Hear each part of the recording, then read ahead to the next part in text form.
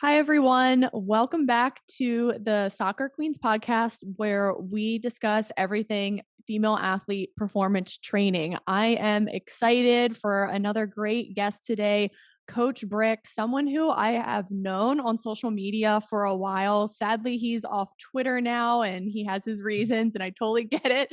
But that's how we first connected. And we see eye to eye on a lot of performance and injury reduction in youth and just really nailing down the basics of performance. So we're going to get into that today. And then we're going to get into also developing mental resiliency and confidence in young athletes. So, Coach BRIX'S, welcome to the show. Erica, it's an honor and a pleasure to be on your podcast here. Like I said, I'm fired up. We're gonna get into this real soon, but if you could just let everyone know what you're up to today and what types of athletes are you impacting? Yeah, so I run a company called Explosive Sports Performance. Been doing it for 20 years. I started in physical therapy, got out of that for many, many reasons. We talked off air why I got out of some of it because of the direction it's going, and it is right now. But I've also started up a company called Performance Health Programs, and it's to help athletes of all ages. So I consider an athlete anybody who's born to the second you die. Now, some athletes play sports, which is what we deal a lot with, but athletes of all ages. And I'm seeing this chronic issue that continues to go on of people not being able to get out of pain and trying to mitigate that before it actually happens. So trying to help them get into that respect of getting out of pain and then living their best life, no matter how old they are, whether they're 5 years old or whether they're 100 years old.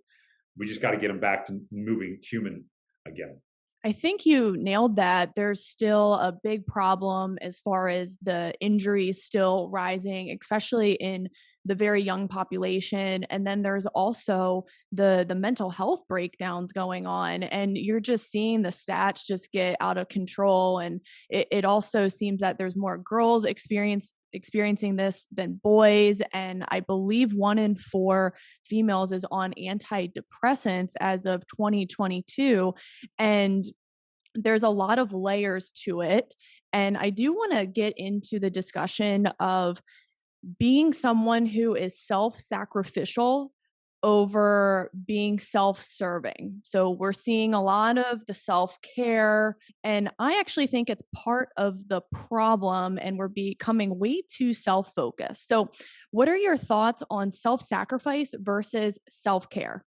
Well, I think self-sacrifice has always gone into sports because if you're playing a team sport, you have to sacrifice for the team. But I think we've lost that over the years, especially the last 10 years, where I've seen a decline in it's about the team, where it's now become about me. And we're doing this because of number one, a lot of people want their show on whatever social media you want to put it on. Second of all, it's all about the scholarship. We've glorified youth sports for one reason and one reason only, it's my opinion, is to earn a scholarship. And that's all parents are really focused on. And it's unfortunate because that's not what sports are about. We've taken away the lesson of sports, which should be teamwork, how to work hard, how to work through adversity, how to physically get my body ready for certain things that are coming up. But it also resides over to the mental aspect of it. We lost that somewhere along the line. And I see it. I mean, you dealt with it. You played travel soccer. You played at a high level. John Hopkins is one of the best teams in the country. You know what I mean? I'm fortunate that I worked with one of the teams that, you guys played against many, many times. They were always battling for one of the top teams. So when you see these types of things, so many athletes then think, well, that's where I need to be. Or their parents think, that's where my son is. Look how good he is. Look how good she is. Whatever it is. But we lost the sight of what youth sports or what sports in general should be about. And until we get that back, we're all going to be self-serving because that's all people look for. And we've lost a cultural status in this country right now that we've lost the focus on God, and now we put it to something else. And when we do that, that's where everything, the paradigm gets shifted. And it's shifting away from helping my fellow man become great, just to me turning to become as great as I can by squashing him down the road. That's such a good point. It just seems like there's more focus on you yourself being your own God and glorifying you. It's all about me posting on social media, showing how awesome I am, me getting likes, me doing better than all my teammates and rising to the top, and me getting the scholarship. And it hasn't been helping. And I think people will argue, well, We do need self-care. Are you just telling us to hate ourselves or to not care for ourselves? And that's not what we're saying. So can you clarify this for a second? Yeah, so I think that's funny when people come up and say that because I laugh. I'm like, listen, I'm not trying to laugh in your face, but yes, you do got to take care of yourself. I'll be the first one to admit. Listen, I get up early. I do my prayers out of the Bible. I do all those things. They're all my time. I need that time for me. There's no question about it. But the rest of the day then is sacrifice between my wife, my kids, my work, those kind of things. That's okay. But I know what I need to get to make sure I'm taken care of. Now, if I don't get that stuff, such as read my Bible, take care of my stuff in the morning, my workouts and things like that, then I'm not where I need to be for everybody else. But when I take that part, the beginning part, and I put that above everything in the sense of, okay, well, that's the only important thing, everything else is second, then I'm wrong. And we got to be able to take what I do and taking care of myself and apply that into everything else in life. And the problem is most people take this part over here, taking care of themselves, and they forget about this. And this becomes, well, whatever I have left over, I'll give. That's not how I look at it. I do this to give me strength to do everything else. If I don't have this, then the rest of this is being left off. And then I'm not doing my job of sacrificing and helping my kids out or the people that I work with. So this is definitely important. But it also doesn't take me 5, 6 hours a day that I need that care. It's a 30-minute, 40-minute thing that I need, or an hour with the workout in there that I need to take care of. Praise the man above for giving me life for today, and then doing everything else to help feed that. So the self-care part is definitely important. You don't forget that, but you also got to remember what everything else is geared towards while you're doing self-care to make sure that everything else is taken care of and you can fulfill everybody else's needs or help them as best you can and not only give them 20% of your effort, but give them 100%. I love that. And everything you just mentioned there about what you do for yourself, it's just basics. It's you making sure that you're taking care of yourself. And there's a big difference between taking care of yourself and treating yourself. And the self care crowd is more on the treating yourself side. Spa days, massage, meditations, journaling, those are all okay, but they're like the cherry on top. Taking care of yourself is the basics of life. Moving, getting your workout in, feeding yourself. That's not self-care. That's taking care of yourself. And I always find it funny that the self-care crowd uses the analogy of the airplane and putting the oxygen mask on yourself first before you put it on the baby. And I'm like, wait a minute, that's not self care. That's just saving yourself for human survival. So it's just such a terrible analogy. And yeah, I really love what you said there as far as just getting the basics down. Now, would you say the whole self care movement is making young girls more unreliable, more irresponsible, more flaky? Like, what are some of the things this is doing and teaching and enabling our young girls? Well, you talk about, you had the feminist movement of the 70s, 80s, and it's really taken off. We hijacked that system has been hijacked. The feminist movement has been hijacked to something that it's almost like I hate men now. You got to go out and hate the men. It's unfortunate, but that's what it's become in that sense is like, hey, go bash men as much as possible. Well, that shouldn't be the case. And so when we get to self-care and we're talking about females, is yes, you need to take care of it, but let's do it. And we're taking away the part of, well, we got to do it for each other. I read women's shirts and women raise women, raise women up. But I'm like, but yet you bash each other and talk about each other behind each other's back. Now, most guys are like, whatever, you just move on. You go on to the next thing. I don't know why females don't sometimes have that same mindset. Okay, just move on. Forget about what they think. Move on, go ahead, and then you become much better. But you're right, the self-care, hey, post this, you have to look this certain way. If I don't look a certain way, then I'm not going to fit into the crowd. Who cares about a crowd? That's what I tell everybody. Kids are always like, well, don't you care what somebody's saying? No, I really don't. I care about what God thinks, what you guys think to some extent, and what is right in my mind. And I think that's where we've gotten lost so much with this whole self-care. Like you said, treat yourself to this. You have to look this certain way. You have to post this many posts on social media. You have to look like this when you're on social media. We're becoming a fake society. You know what I mean? We're not presenting who we truly are because we can hide and we can edit and we can do all these things to make us look a totally different way. And I think it's really hurting the female. There's so many great females I know out there, but then I see them talk and see them do certain things on social media and some of the stuff they wear, and I'm like, that's not you. That's not you at all. I know you come into the gym. We talk all the time. Why are you acting like that? Because they think they have to sit and be part of this, whatever, in crowd, whatever this cool crowd is. And I'm like, don't be like that. That's not you. Be who you truly are. Be that upstanding person and have other people follow you. Don't follow this crowd. Set a path and go lead that path the right way and let other people come along with you. And if females just realize that, how much power they have, it'd be incredible. I think Mhm. females don't really know. I think they think because people tell them they're a second class citizen, that that's what they truly believe. So they have to act a certain way. You guys are just as great as anybody else out there. God created us all to be great, every single one of us to be great. So I don't know why we have to put this whole thing out there like, well, males think they're so much better and we have to have this revolution of making females up here. No, we're all great. We just have to accept that and understand that and not try to act like we're better than what we truly are. Because all ships will rise if we learn how to actually get the most out of each individual. And that's why I think I love working with, and I know you do too, Erica.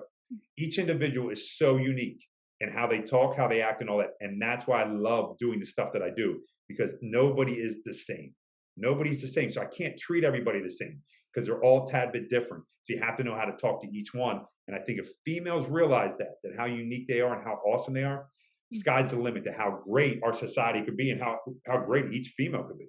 Oh my gosh, there's so much you mentioned there that I just want to unpack. So I think it's such an interesting take as far as females just they're taking on such a heavy burden with this movement, and they're just focusing so much on self that it's becoming stressful, and it's burning them out. And even just talking about social media and them seeking approval from others online, that's stressful in itself because you're never going to be happy. It's never going to be enough likes. It's never going to be enough comments. So you keep doing it over and over again. Or even with the self care practice, it might never be enough affirmations for you to feel whole and complete.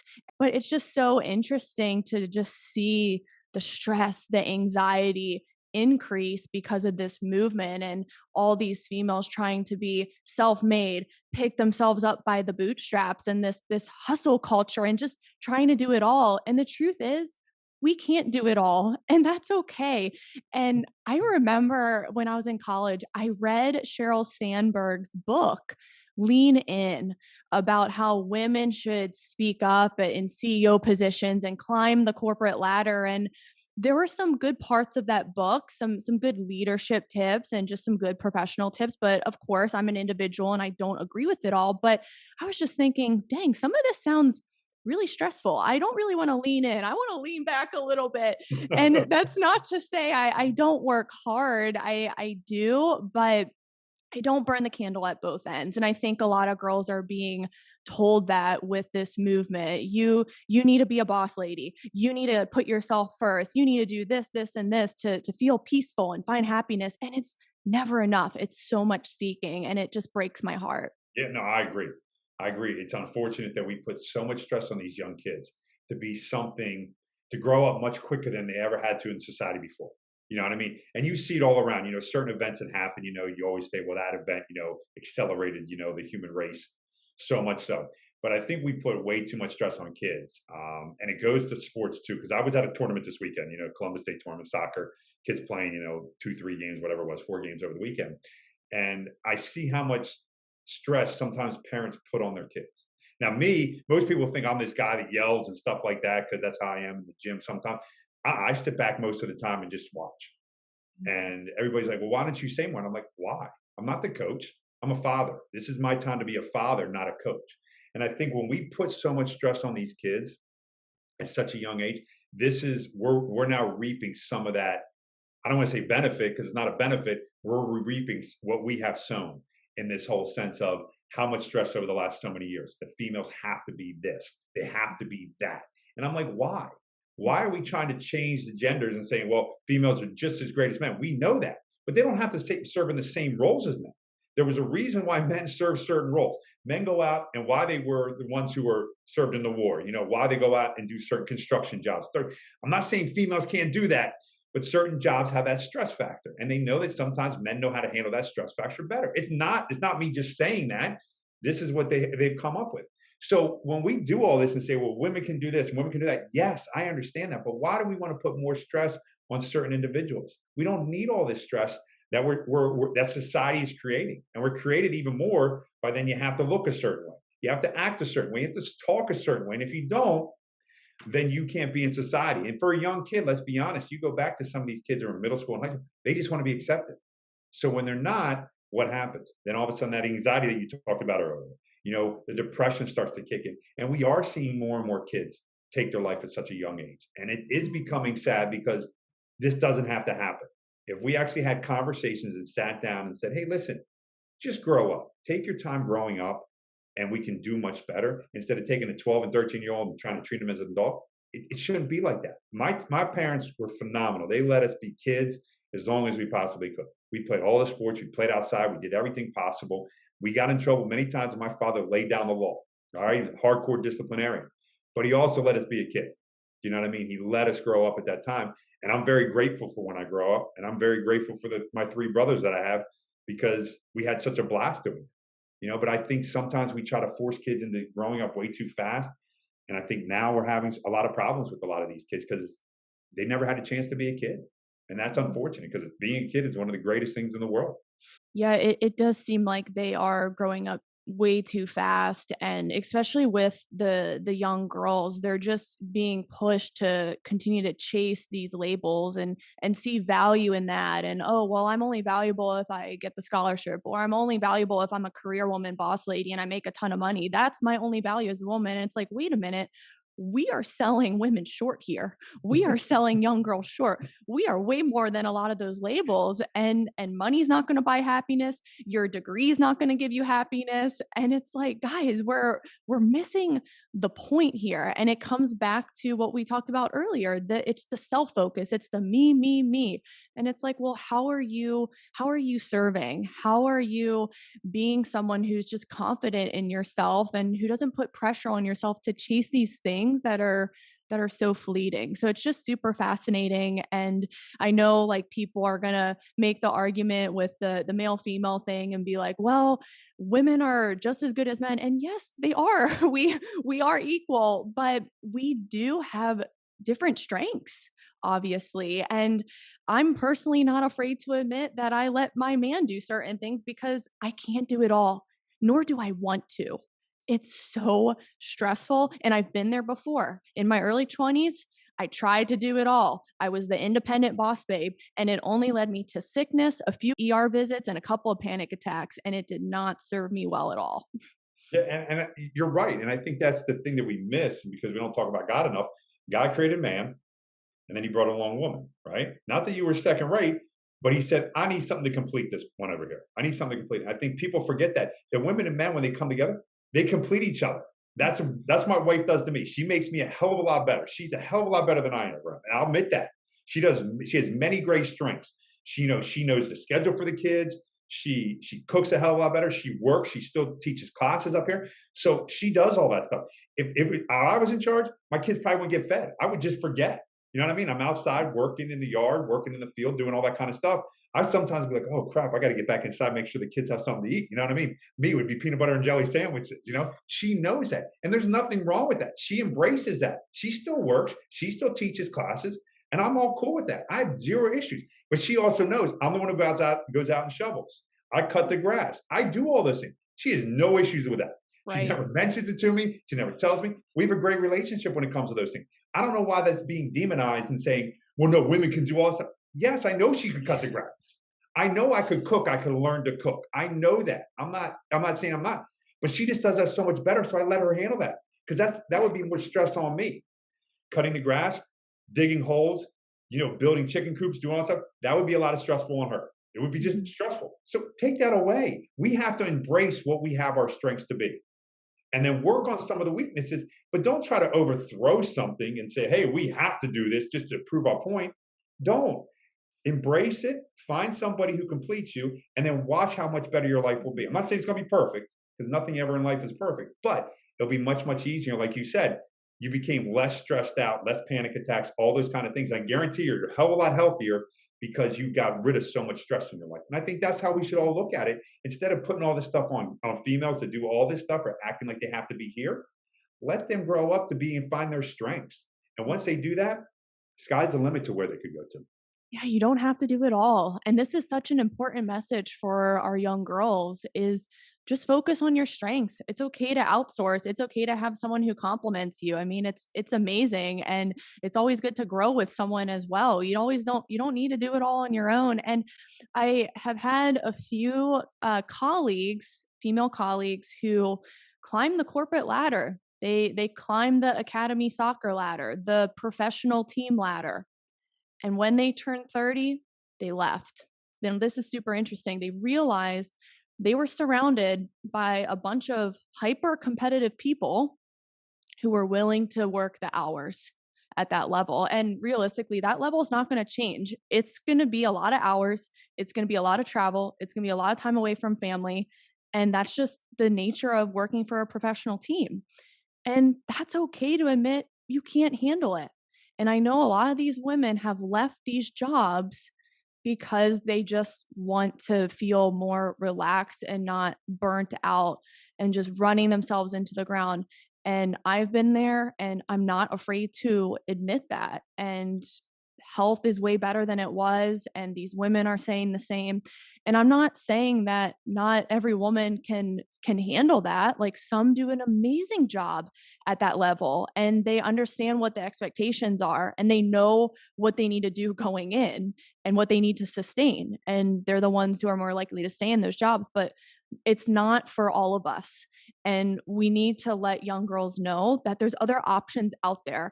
And you'll find this funny. I have a high school girl and I asked her what she wanted to be when she grows up. And she said, a mom. And I was like, that's great. And she told me a lot of her friends make fun of her for saying that. And I find that so unfortunate because, if it's all about women's choice, we should allow girls to choose to also be moms full time because that is a full time job and it's an amazing job. So I just thought that was really interesting. She said that, and I was really proud of her. I think that's awesome. I wish more people would come to the realization that they're honestly, my wife's greatest gift is her being a mom. You know what I mean? Honestly, I'm not just saying that because you said it. The way my girls look at my wife is unreal. The way they look up to her, the way they do that, that's the greatest gift she has. Like she touches a lot of people because she works a lot of classes and stuff like that. She's just awesome all around. Mhm. But the way she impacts my two youngest ones, that's the most important thing to me. And I try to get to a point where I'd rather work whatever. If I have to work 24 hours, I have to work 24 hours. I've done it. I don't like it, but I'll do it because I want her to be able to impact my two kids. That's the most important thing to me. And we've had discussions on that. Yes, I still want her to work because she likes working. She does enjoy that. But that is, I wish more females took that inside of them and said, you know what, being a mom may be the hardest job in the world, but it's also the most rewarding job. And that's what my wife will tell you. She loves, being able to impact my two girls. That I can't do. I can't do it the way she does. Yes, I can love them one way, but the way she does it is just unreal. And I think that's the greatest thing. And I think that's great that that girl spoke up and said that's what she wants to be. Because I wish more females saw that as actually one of the greatest professions in the world. Yeah, I just know what girls are being blasted with nowadays, and it's just being this independent career woman. And maybe that's fine for some people, but we also need to talk about the other side of it as well and let these young girls know, hey, there's options out there and you're way more valuable in other areas that you've never even thought about or you haven't even been told. So I'm glad that we had this discussion. Is there anything else you want to touch on as far as the self-care versus the self-sacrifice before we move on? Yeah, I think the self care, just real quick, is I think, like I said earlier on, you got to be able to take care of yourself because if you're not at 100%, it's hard to give that 100% back to everybody else. But don't overemphasize everything's all about you. We've come to that realization that everybody thinks me society. It's not about you all the time. You're going to have to sacrifice and give up your time to other people. So take care of yourself, nutrition, spiritually, mentally, and physically, but also be able to do that, have a reason you're doing that is because you want to make sure that other people, that you can give 100% to the other people that you're working with. And once people realize that, stuff starts to fall in place. And it has for me. And like I said, I don't want to say it on here, but I wasn't a person that you would really want to look up to back in the day because it was all about me. And that was wrong until I had a realization, wait a second, it's not all about me. It's also about this, and this. But I need to still be able to take care of myself, but be able to do that to help other people. Once you realize that, I'm telling you, so much more powerful, so much more meaningful to live this life. Oh, that's so true. And it's crazy once you stop focusing on you all the time and you put that focus on serving others, it really lifts a heavy burden off of you and you kind of just forget the self and it just relieves so much anxiety and the joy you get from serving others and it's a lasting joy too as opposed to just like a fleeting okay I'm gonna do the self-care practices and get a quick hit that feels good and then oh gotta go back to reality. So definitely take care of yourself, do the basics, but don't overdo it and just really make sure you guys discern the difference between the taking care of yourself and treating yourself and making it too much about you that it turns into unchecked narcissism and self-absorption. Yes. So that was a really good talk there. Let's just shift gears into the injury realm. So what have you been seeing being a coach in this for many years to youth athletes? What's going on with all these injuries? We've talked offline, and we've talked a couple different times, but it's unfortunate what we're seeing in today's society. The number of injuries. I think so many kids are deconditioned, and it's not that they don't play enough sports. It's they're deconditioned in how the human body actually functions and how it actually moves and how it actually runs and how it does everything. We pile so hard onto that you have to play a competitive sport at such a young age, and that's it. Don't do anything else. And these organizations, and I was talking to a guy who runs this organization. I'm like, what happened to the days when I wanted to play soccer that I'd sign up in the fall and I was only committed to the fall and I'd pay my whatever fee or whatever it was for the fall and I'd go travel and do my thing. But then I didn't have to worry about if I didn't want to play in the winter. And then if I wanted to play, I'd sign up for that. Or then I wanted to play in spring. Now you sign up for the fall and it takes you all year round. And I'm like, what, why? And nobody can answer my question. And I think it comes back to money for these organizations because I think a lot of them are hurting. But are we doing it for the right reasons? I said, you're a youth sports organization. Are you doing it for the youth or are you doing it for yourself? Mhm. And I think we've come to this point where we're forcing these kids into deciding, hey, play the sport you love, but you have to do it all the time. And when you don't do it, then you get, punished for, well, you're not going to play, you're not going to do this. And I just don't think that's right. And I think we've overburdened these kids. Malnutrition is absolutely, I know you speak on this a lot, and I see a lot of your posts and I love them because you really hammer home this nutrition problem is an epidemic. We're feeding these kids trash. I mean, it's absolute trash. The fast food industry, the processed food industry, it's all trash. And even things that we think are healthy aren't really healthy.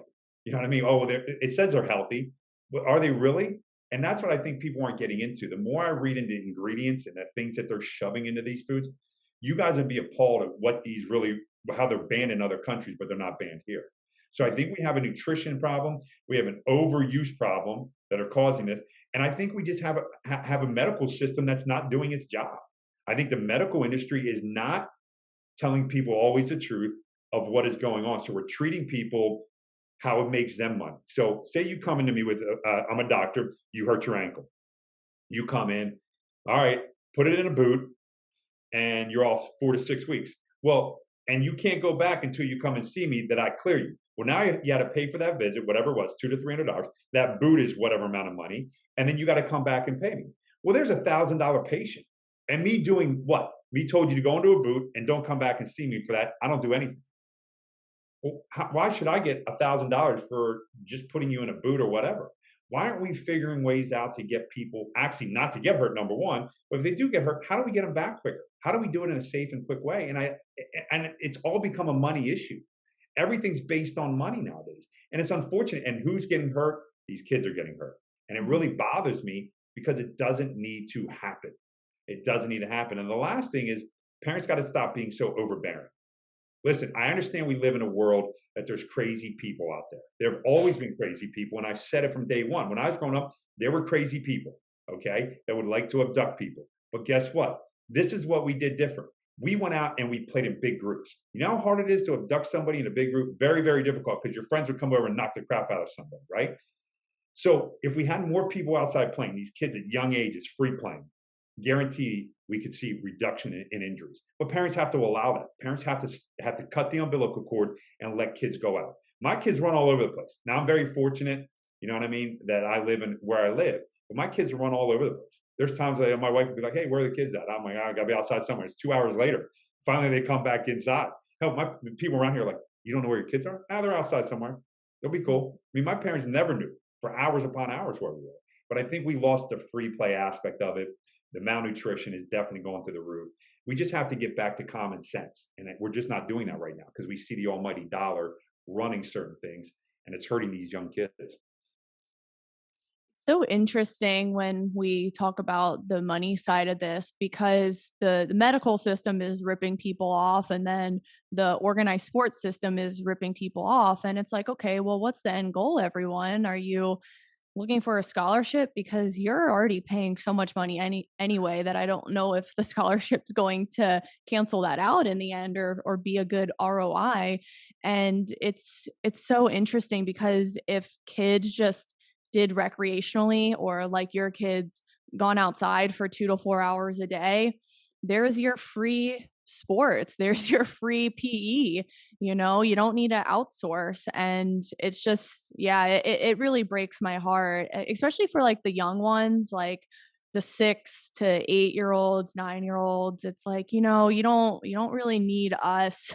You're better off just getting outside. But I just find it interesting. It's like, why don't parents want to get outside with their kids? Like that's the bond that you get with your kid. You don't need to outsource them to a trainer and have them babysit, like you can just do it yourself. And by just chasing your kid in the backyard, man, that's such great speed training. Or climbing the tree. What great coordination and upper body strength. And you're going to laugh at this. A couple months ago had someone reach out to me for training for their 7-year-old girl. And the mom said, "Hey, we know she's a soccer player." And I'm like, "How do you know that?" Like, how do you know at that age? I mean, when she gets through puberty, she might be the worst player out there. You don't know what's going to happen. So you can't say at age 7, they're this. At age 7, they're a kid. They're a kid enjoying life. And she kept pressing me for training. And I was like, look, I'm not going to take a 7-year-old girl who's practicing 4 days a week with her team and then has a soccer skills trainer. I'm not going to really be able to help her because at this age, I can't really build much strength. And I don't really want her in like a structured training environment with a second trainer. It's just despicable. But that's what's becoming our society. Um, it's unfortunate. I see so many. A lot of my area, you have tons of basketball trainers. Now this is outside the basketball. You should see how packed these classes are. You would be like, wow. I mean, these guys got to be rolling in the dough. Honestly, got to be rolling in the dough. And I'm like, a lot of these kids can't even tie their shoe. Number one, I've Right. seen them run. They can't run properly. They can't move. But yet, you're trying to teach them. And I always talk about people. You're trying to teach them an advanced skill. Whatever. Most basic thing you can do is pick your head up. That's what happened when you were a baby. You try to pick your head up. And we have to go back to that point. Then you try to roll. Then you try to get up on all fours. Then you crawled. And then you finally stood. You finally walked. And I tell everybody this. And then you ran. I said, when did I ever say during that whole developmental phase, did I say throw a ball or shoot a basketball? And they're like, well, never. So, but if you don't have the basics down, why are we so quick to try to teach these advanced things? And I've talked to trainers about it and they get mad at me. I mean, they honestly get mad. They're like, what are you trying to say? And I'm like, well, they can't run. Why are we trying to teach them advanced skills? And they can't answer me. They can't. Well, they can't do a push up. These kids can't do push ups. They can't do pull ups. They can't do push ups. Basic stuff we all should be able to do as human beings, especially young kids should be able to handle no problem, can't do. But you're teaching them how to dribble between their legs or shoot a jump shot or dunk it. I'm like, we're so backwards. We are so backwards in the American society. Maybe it's all around the world. I don't know. But definitely in America, we are a backward society. And I think this is leading to a lot of our problems because we're not understanding the fundamentals, the basics, stuff that you teach all the time, Erica. When I see you write stuff, you hammer it home. And I think that's a major problem in our society. Until we get this under control and get back to basics, kids are the ones who are going to suffer. And unfortunately, they're suffering at a high rate because, like you said earlier, all these injuries. I mean, I Yeah. see ACL injuries. On average, I rehab about 10 to 20 kids per year coming back from ACLs. I had 5 kids in the last week and a half sprained ankles that we've Oh, rehabbed wow. to get back, all because of, either stepping on somebody or they can't handle the force, the load that is being placed upon them, and they're blowing things out. And it's unfortunate. We don't need to have this many injuries. It's really concerning, and I know you've been in coaching for a while, and you've seen hundreds of athletes in your career. I have as well, and in 2022, the injuries have just skyrocketed. And even in like the younger kids, like just hearing about elementary school athletes, soft tissue injuries, bone breaks, like hip issues, and all these problems that shouldn't be happening right now. And that's a huge red flag, because if it's happening now for a fifth grader, then what's going to manifest when she's in high school going through puberty and she's starting to put on more weight? Can she handle her force? Can she change direction?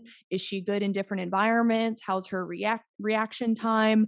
These are all like important things to think about. And just coming back to the money thing, save your money, everyone. Get your kids out of get your elementary schoolers out of travel sports. You got time.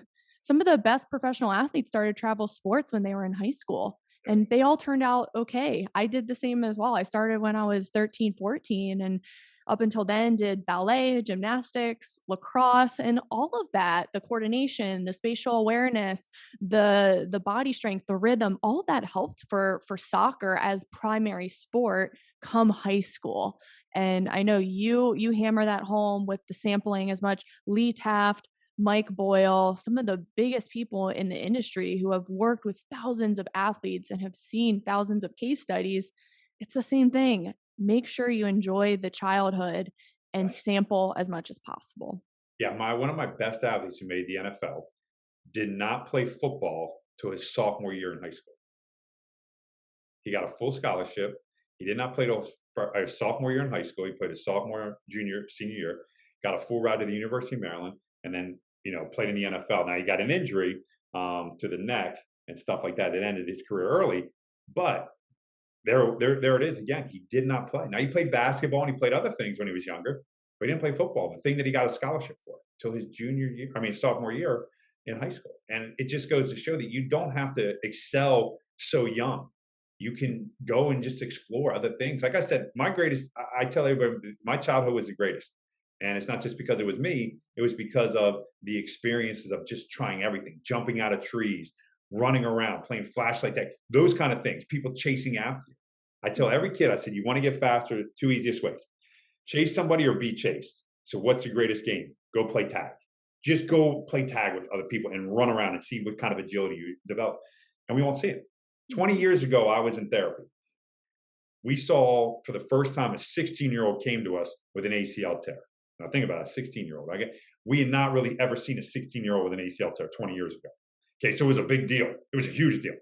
How to rehab her, how to get her back. There really wasn't even a protocol. Even though I don't think protocols really work real well because each individual is different. But it's amazing to me that now fast forward 20 years and how many young kids are blowing their ACLs out. Mhm. And I think that's a testament to what is going on. What is causing all these injuries when it comes to that point?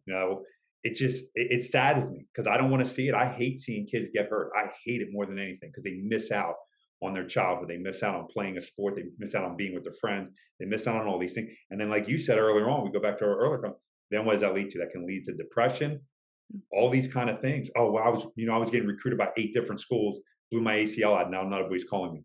Then it comes to anxiety and all this other stuff. We don't need that. We don't need that pressure.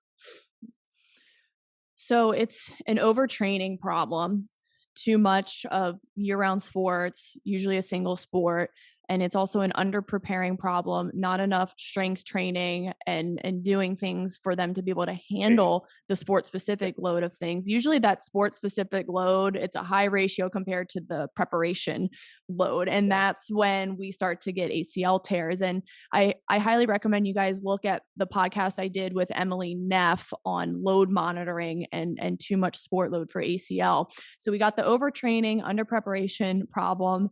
Now we also got malnourishment. So you said that most kids are not getting enough nutrients that they need. So how is that leading to all these injury issues?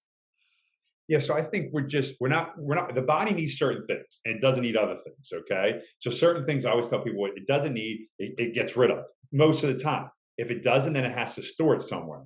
But when it stores it somewhere, that's when we start to have all these kind of issues and things like that. So I was talking to a doctor, a very well-known doctor, at least in my area, where he was the main doctor who did most ACL tears. And I talked to him, hey, doc, you've been in this for 30 years or whatever. What's the biggest difference you see? He goes, well, 30 years ago, I didn't do an ACL on pretty much anybody under 50. Okay. And I'm like, okay. I said, fast forward now. Now he's done now. He doesn't practice anymore doing ACLs. I said, well, fast forward. This is 2 years ago, 3 years ago. What is it now? He goes, Dave, I have enough ACL patients. Okay. Now remember, I never really did any under. I have enough ACL patients just in the demographics of 15 to 22-year-olds that cover everything I need. He goes, I will do 5 surgeries typically per week. Okay. So what does surgery take? 2 hours or something like that for ACL, something like that effect. So he does typically 1-day surgeries. He said by the end there, he was doing the last year that he was in it, 2 days of ACL surgeries. Now, I'm not in a big demographic. This isn't like Chicago or Tampa or anything like this. This is a medium-sized demographic that he was doing that many ACLs. And I said, well, what's one of the main reasons? He goes, there's a problem going on. And he goes, I think it's all what we talked about, the overuse and things like that. But he goes, I think malnutrition is one that we're missing out on. And he goes, the processed food industry is making our ligaments and tendons more brittle. And he goes, there's research being done on it. And like I said, he's getting me more because I still talk to him to this day. I actually just spoke to him right before we got on here. And he was talking to me about how all the processed food makes our tendon and ligaments very, very, very, very brittle. So I always tell people, and I was explaining to you offline, you have a spaghetti, okay? When you first throw it in the pot, it's very hard, very brittle and stuff like that. Easy to break, okay? Now cook it for about a minute or two. That's about what most people's ACLs and things like that should be like. There should be a little bit of give in there, a little bit of give so they can go either which way. So if I take a wrong step, it's not going to just tear. He goes, the kids of today, because of all the stuff that they're eating and they're not eating a healthy nutritional diet, that now they're becoming much more hard. And he goes, now when they take steps and do certain things, snap, snap, snap. So they're much more brittle and they're easier to tear, easier to break, all that kind of stuff. And he goes, that's what we're doing to our populations. We're destroying them through the food that we eat. He goes, we got to get back to eating like he talks about the indigenous people eat. He goes, what they ate, the meat when they want it, the fish, the fruit, the vegetables. He goes, so many people don't even eat vegetables. He goes, it blows my mind. He goes, vegetables are so good, so much better than fruit. He goes, we should be eating, so he talked about 9 to 11 servings a day of broccoli, carrots, you name it, all in these kind of forms. And he said, this would help us out. He said, if we just got back to eating better, and even if they played all these sports, he goes, we could reduce some of these problems that are going on. But he goes, we're just not doing it. He goes, we're not getting the message out, and parents are too much in a hurry. So it's easy to grab the quick snack. It's easy to grab the chips, the McDonald's or whatever else. And that's where we're running into problems. So he said nutrition is a major player in the injuries that we're seeing because kids just don't have the energy, or like you talked about, the force development and the muscle development to do the things they need to do. Would you say a lot of these issues are coming back to how the household is functioning? Yes. I think the nuclear family, I talk about in my other with my other group when I do talks with some of the men that I work with, the nuclear family. When you have a family that actually sits down and eats. Now I understand sometimes dinner's always hard, with sports and stuff like that. But if you have it where it's like 4 or 5 times a week where you're sitting down and you're eating these meals and the kids are helping you develop these meals, it's so much more impactful to how that kid's going to react. But also, if you're living in a high stress society, so we live in a society that the mom and dad are divorced, so the kids go from one family to another, throughout the week and things like that. What are they getting at one? What are they getting at the other? Also, what is mom saying about dad? Dad saying about mom? How much stress are kids then have to hold on to at such a young age? You know what I mean? All this stuff I think goes into what's breaking down our bodies, because when we're more stressed out, we know kids tend to be more sick. They tend to have more issues, all these kind of things. But when they're not,